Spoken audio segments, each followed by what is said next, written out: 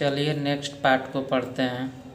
दिया है कि बिहार पंचायती राज अधिनियम 2006 के अनुसार ग्राम सभा की बैठक की गणपूर्ति के लिए कितने सदस्यों का होना आवश्यक है। तो पंचायती राज अधिनियम 2006 के अनुसार ग्राम सभा की बैठक की गणपूर्ति के लिए कुल सदस्यों का 20वां भाग होना आवश्यक है। ठीक है, कुछ नोट इसके अंतर्गत देख लेते हैं। ग्राम सभा की प्रत्येक बैठक की अध्यक्षता ग्राम पंचायत का मुखिया और उसकी अनुपस्थिति में उप मुखिया करता है। ठीक है, आगे लॉर्ड कर्जन ने बंगाल के विभाजन की घोषणा किस वर्ष की थी। तो लॉर्ड कर्जन ने बंगाल विभाजन की घोषणा 1905 में की थी। ठीक है, इसके अंतर्गत नोट देख लेते हैं। बंगाल विभाजन 16 अक्टूबर 1905 ईस्वी को प्रभावी हुआ। कब? 16 अक्टूबर 1905 को। इस दिन पूरे बंगाल में शोक दिवस मनाया गया। ठीक है, रविंद्रनाथ टैगोर के सुझाव पर संपूर्ण बंगाल में इस दिन को राखी दिवस के रूप में मनाया गया। किसके सुझाव पर? रविंद्रनाथ टैगोर के सुझाव पर। बंगाल विभाजन के समय बंगाल के लेफ्टिनेंट गवर्नर कौन थे? एंड्रूज फ्रेजर थे। कौन थे? Andrews Fraser. ठीक है, फिर बंगाल के विभाजन के विरोध में हुए प्रारंभिक आंदोलन का नेतृत्व सुरेंद्र नाथ बनर्जी ने किए थे।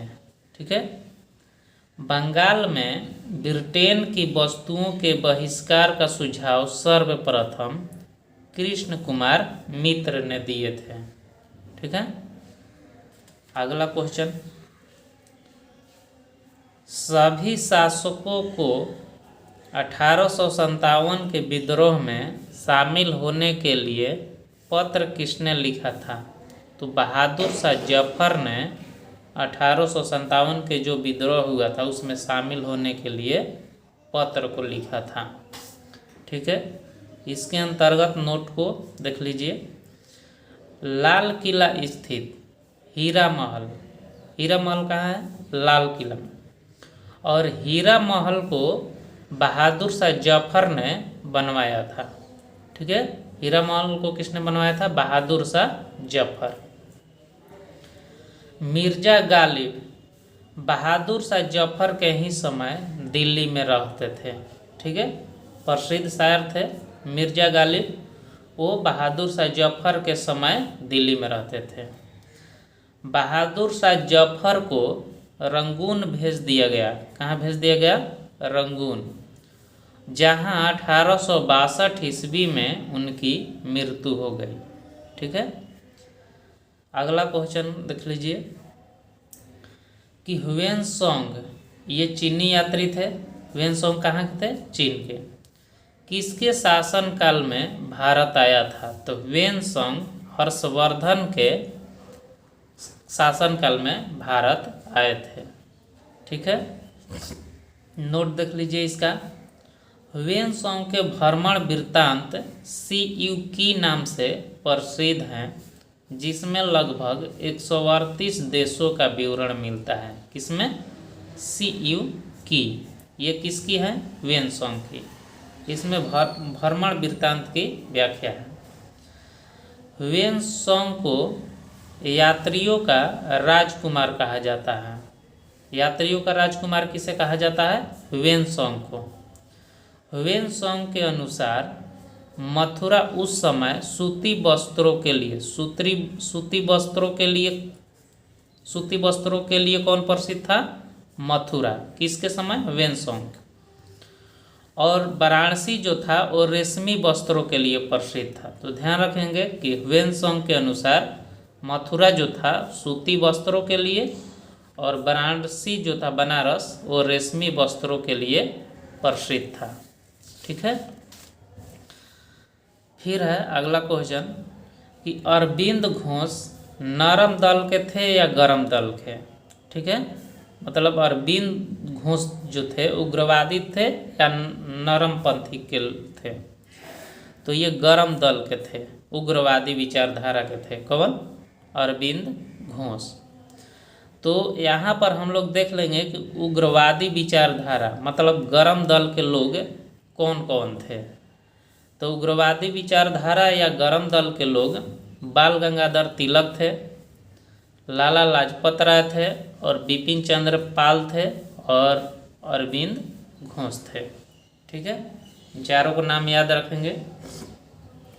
नरम पंथी नेता कौन थे नरम दल के? उसमें थे दादा भाई नौरोजी, फिरोज शाह मेहता, सुरेंद्र नाथ बनर्जी, व्योमेश बनर्जी और दिनेश वाचा। ठीक है, यहाँ पर बाल गंगाधर तिलक ने कहा है कि हमारा उद्देश्य आत्मनिर्भरता है, भिक्षावृत्ति नहीं। इसको याद रखेंगे कि किसने कहा है, तो ये बाल गंगाधर तिलक ने कहे हैं। अगला है कि लाइफ डिवाइन एवं सावित्री पुस्तक के लेखक कौन है, तो ये अरविंद घोष है। लाइफ डिवाइन और सावित्री पुस्तक किसने लिखा है? अरविंद घोष ने। अगला क्वेश्चन है कि रविंद्रनाथ टैगोर द्वारा रचित गीतांजलि मूलतः किस भाषा में लिखी गई थी? तो गीतांजलि को बंगाली भाषा में लिखा गया था। ठीक है, गीतांजलि की बांग्ला संस्करण 1910 तथा अंग्रेजी संस्करण 1912 ईस्वी में पहली बार प्रकाशित हुआ। ठीक है, गीतांजलि का जो बांग्ला संस्करण था 1910 में और अंग्रेजी में 1912 में प्रकाशित हुआ था। इसी गीतांजलि को 1913 में नोबेल पुरस्कार मिला था रविंद्रनाथ टैगोर को। हिंद स्वराज महात्मा गांधी ने मूल रूप से गुजराती भाषा में लिखे थे। तो हिंद स्वराज पुस्तक के लेखक महात्मा गांधी और ये गुजराती भाषा में लिखे हैं। ठीक है, ए नेशन इन मेकिंग के लेखक कौन है? Surendra Nath Banerjee. A nation in making. India means freedom पुस्तक के लेखक कौन है? मौलाना अबुल कलाम आज़ाद। ठीक है, अगला क्वेश्चन है कि प्रकाश के तरंग सिद्धांत का प्रतिपादन किसने किया था? तो प्रकाश के तरंग सिद्धांत का प्रतिपादन हाइजेनबर्ग ने किया था। किसने किया था? हाइजेनबर्ग ने तरंग सिद्धांत प्रकाश के। इसके अंतर्गत नोट देख लीजिए, विद्युत मोटर का सिद्धांत माइकल फ्राइडे ने दिया था, कणिका सिद्धांत न्यूटन ने दिया था, विद्युत चुंबकीय तरंग सिद्धांत मैक्सवेल ने दिया था और फोटोन ऊर्जा सिद्धांत किसने दिया था? आइंस्टीन। ठीक है, थैंक यू।